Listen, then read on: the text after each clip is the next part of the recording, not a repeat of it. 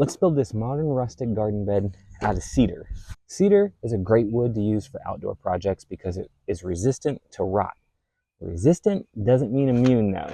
So we've done some pretty cool things to this bed to hopefully extend the lifespan of it. We have treated it with a UV resistant finish and given it some epoxy feet. Let's get started and I'll show you exactly how we built this thing. If you're interested in building this yourself, we have plans available on our website, or if you're in the Tampa Bay area and you want to purchase one, we also have these available for sale. So let's get in. These are some beds that I've previously made that I drew inspiration from. I built those out of pine, but I'm going to be building this bed out of one 2x6x10 cedar that I got from a local lumber yard. They're called Inner City Lumber. Here in the Tampa Bay area, they're right off of 41 and Causeway. I drew a real simple sketch that just laid out the width, the height, and the depth to go off of. Don't worry, the actual plans for this bed are a lot more detailed. The first step I did was to cut our 10-foot board down into 3 equal chunks. I did 38-inch pieces. This allows us to make any cut that we need because our legs are going to be 32 inches long, and then our cross pieces will be either 12 or 24 inches. The next step I did was brought this to the jointer and then to the planer in order to square all of this wood up. This is rough sawn lumber, so this part won't be necessary if you're building this out of like a 2x10 from Lowe's or Home Depot. You won't really need to joint or plane this material.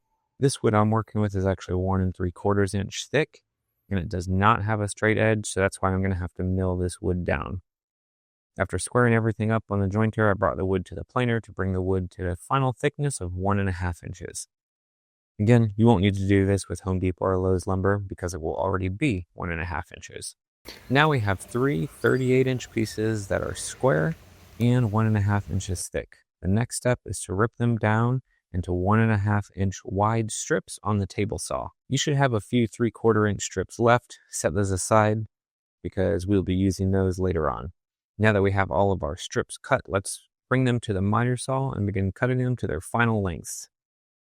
You will need 4 32-inch pieces for the legs, 4 24-inch pieces for the front braces, and 4 12-inch pieces for the side braces. I also chose to put an angled top on the legs. I did this by setting my miter saw to 45 degrees and measuring down 3/4 inch from the top.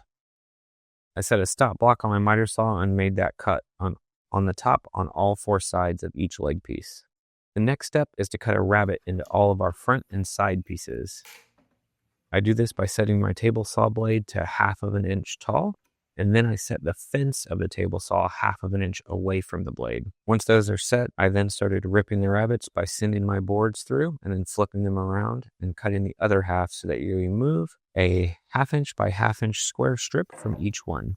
This next step is also optional, but I wanted to add a little taper to the bottom of the legs. I just got this tapering jig from Rockler, and it seemed like a good way to bust it in. I think it adds a bit of a more modern feel to this bed. Now I'm measuring and marking where I will drill all of our holes to start attaching this bed together. The bottom bars are going to set 18 inches high, and I'm going to offset the screws on the front and the sides so that we don't screw into other screws. On the front of the legs, I measured 2 holes per leg. One is 18 1/4 inches up, and the other is 29 1/4 inches up. These are all drilled 3/4 inch in from the outside of the leg. For the screws going into the side braces, I measured 18.5 inches and 29.5 inches up. And these are offset 1 inch from the outside of the leg. I used a nail punch to mark the exact spots for my holes. And then I took the legs over to the drill press. I like to use the drill press because I suck at drilling straight by hand. And I've found that when the screws are going in crooked, you have a high likelihood of splitting your brace pieces when you go to attach them all together. So if you're better at me when you're drilling straight, you don't have to use a drill press. After that, I took a 3/8 countersink and drilled the holes slightly larger so we can attach some plugs later on in the process.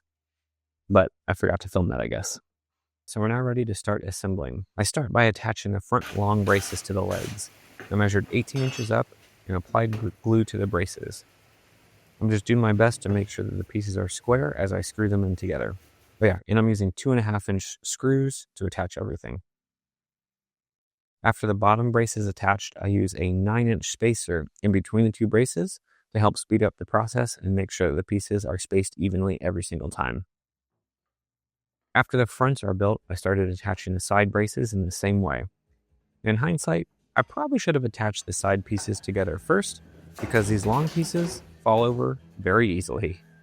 We were just testing the durability. Don't worry, it passed the test. After everything is attached, this is what we got. The next step is to use those 3/4 inch thick pieces that we set aside earlier. These are going to be the supports for underneath the bed. I like to make sure that these fit really snug, so I like to creep up on that cut to make a nice tight fit. The best way I found to do that is to take tiny little cuts off the board by pushing it into the miter saw blade really tightly, then lifting the blade and making your cut. It's going to take tiny slivers off of the board, and this way you can make sure it fits nice and tight. And then I attached 3 of these using 2-inch pocket hole screws.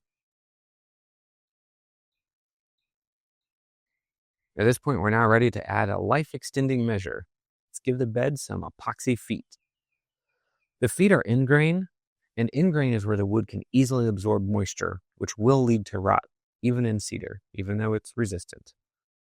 So we're going to seal these up with some epoxy. I did this by using some painter's tape to make like little bowls that we can pour our epoxy into.